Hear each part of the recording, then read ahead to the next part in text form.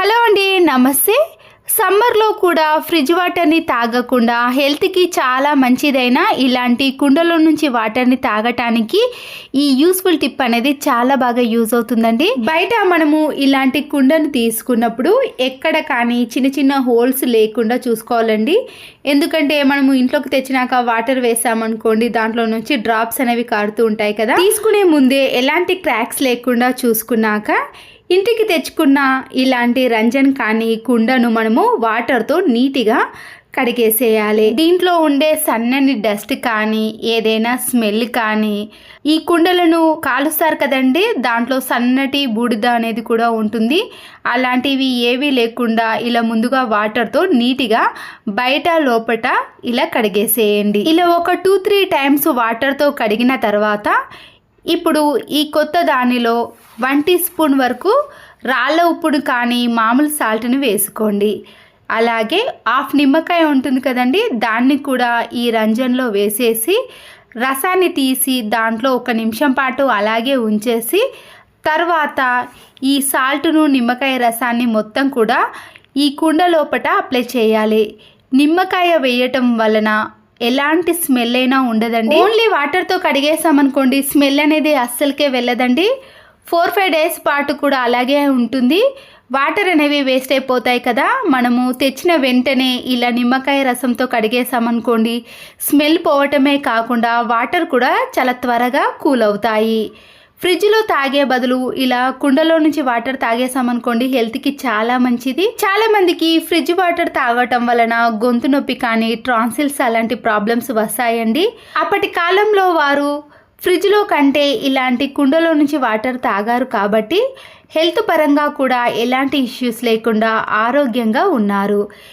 మరొకసారి సాల్ట్ను వేసి ఈ కుండను ఇలా 2-3 సార్లు కడిగానండి. దీనివల్ల ఎలాంటి స్మెల్ అనేది ఉండదు, త్వరగా పోతుంది. సాల్ట్ వేసిన తర్వాత వాటర్ చూడండి ఎలా ఉన్నాయో, ఫ్రెష్గా లేవు కదా, దీనివల్ల మనకి తెలిసిపోతుంది.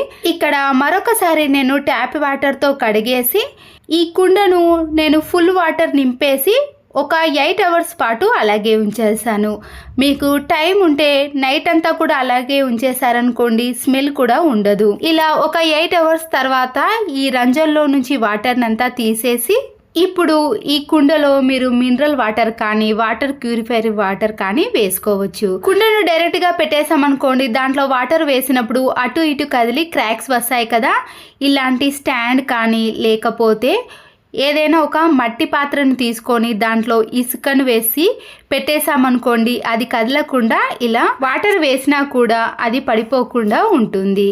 చూసారు కదండి, ఈ రంజన్ లోపట నీట్గా కనబడుతుంది. ఇంతకు ముందు కొద్దిగా డస్ట్ కానీ స్మెల్ ఉండేది కదా, ఇప్పుడు ఎలాంటిది లేకుండా ఇలా నీట్గా కడిగిన తర్వాత మనము ప్రతిరోజు వాటర్ తాగే వాటర్ని వేసుకోవాలి.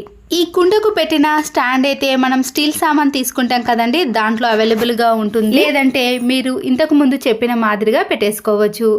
ఇలా మూతను పెట్టేసి మనము ఒక 1 అవర్ పాటు అలాగే ఉంచేసామనుకోండి, వాటర్ అనేవి త్వరగా కూల్ అయిపోతాయి. లేదా మీరు ఇంకా త్వరగా కూల్ అవ్వాలి అంటే ఏదైనా కాటన్ క్లాత్ని తీసుకొని ఇలా కుండ చుట్టూ కూడా ఈ క్లాత్ను చుట్టేసేయండి.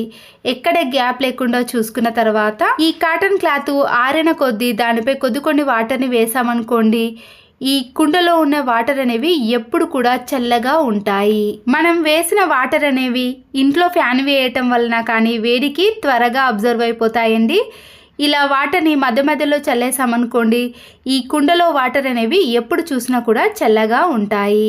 ఇంట్లో వాళ్ళందరూ కూడా ఫ్రిడ్జ్ వాటర్కి బదులుగా ఈ కుండలో వాటర్ తాగారనుకోండి, ఆరోగ్యానికి కూడా చాలా మంచిది. చూడండి, వాటర్ కూడా చాలా ఫ్రెష్గా ఉన్నాయి కదా. ఈ వీడియో కానీ మీకు నచ్చినట్లయితే తప్పకుండా ఒక లైక్ చేసి మీ ఫ్రెండ్స్కి కానీ రిలేటివ్స్కి షేర్ చేయండి.